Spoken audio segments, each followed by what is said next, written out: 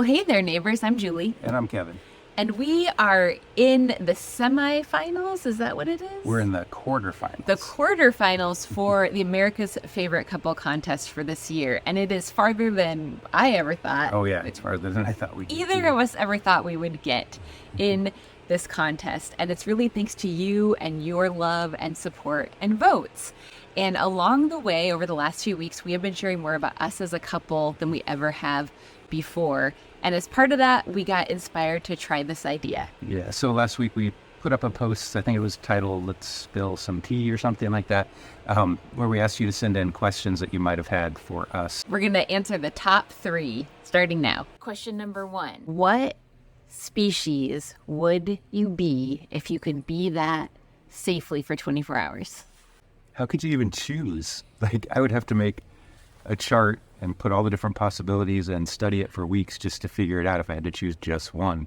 Do I want to be like a sperm whale that can dive to the deepest depths of the ocean? Do I want to be an eagle that can fly above everything? Do I want to be an animal that can run, jump, climb, have all of these abilities that I don't have right now? Do I want to be a bat that can actually see with sound? Like, seriously, my mind almost exploded just trying to figure out one answer to that question. So kind of a cop-out, but I couldn't decide. I would like to be my second favorite bird in the world, which is the American dipper, also called a water ouzel. They're this little kind of drab, unassuming looking bird, but they can fly. They can walk underwater. They have these little like membranes that come up like goggles so they can see underwater. And they even nest either behind or right next to waterfalls. So I think you could get like the best of all the worlds. And since that's a bird that I love and I've watched a lot, I think it'd be really cool to experience what it was like to be one. That's a great choice. I'm definitely adding that one to the spreadsheet. All right. The second question we got was, what Cascade Mountain hike have we taken that was the most fun so far? That, I think, is a harder question because we've taken so many hikes in our years together. But I think that the most fun one is going to the Black Warrior Mine. I totally agree. Okay, good. We're both in agreement on that. So years ago, before we moved out to the country, we got really passionate about searching out lost history. And in particular, in the area we're in, a lot of people don't know about the mining history. And there's still mines and like camps and towns out there in the woods that have been lost that you can rediscover. There's some crazy stuff out there, for sure. Yeah, and we got really, really into that for the couple of years before my breast cancer diagnosis. And in fact, the summer that I was diagnosed, we had planned a trip to Black Warrior Mine, which is in the North Cascades National Park. And do you want to talk about it? Yeah, it's quite a trek to get back there. It's a 2-day. I mean, you could do it in 1 day, but it would be crazy. We did it as a 3-day trip, actually. Went out, camped, went further out to the mine. It's in this place called Horseshoe Basin, surrounded by waterfalls, just breathtakingly beautiful. But we were there almost a year to the day after Julie's mastectomy, the first cancer surgery.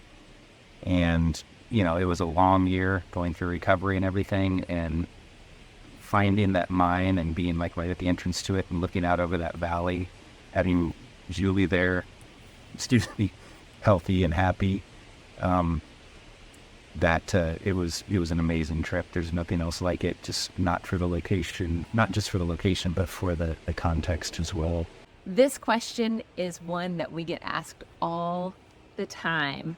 And it is, what is your wildest animal rescue? And it might not be the kind of animal that you think. Kevin? Yeah, probably not. Our wildest animal rescue was not a wild animal. Otis. It was a cat. Yep. Yeah. And it was a cat that appeared in our yard. He was obviously alone, didn't have anyone to care for him. And we had to like build a cat enclosure slowly up around him. Our first catio. Yeah. At a rental house on a back porch. Yep. And then once we had it complete, we took him, got him neutered, and he made the transition from outside to inside, living on that catio for about a month. And it's at that point we learned he wasn't alone because Julie woke up one morning, looked out the window, and she said, I remember saying, Kevin, I think we have a problem. There were 16 cats in our backyard. There was a person behind us that had been basically hoarding cats. They had a garage that they were just pouring cat food into, and all the neighborhood cats, all of the unwanted, abandoned cats in the neighborhood were coming there. We spent the next 4 years working with these cats, finding homes for the ones that we could.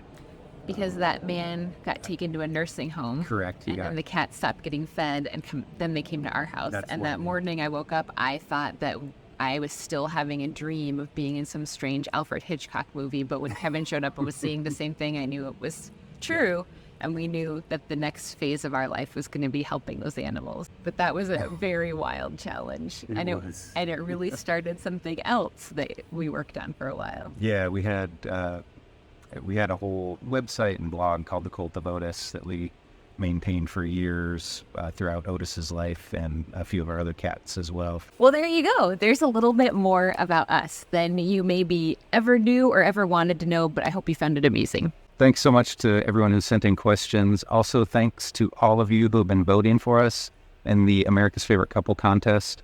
The current round, the quarterfinals, ends on Thursday the 21st at 7 p.m. Pacific time.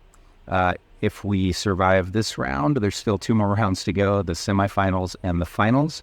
But we will cross that bridge if and when we come to it. And remember, there is no one right way to live sustainably, only the way that's right for you.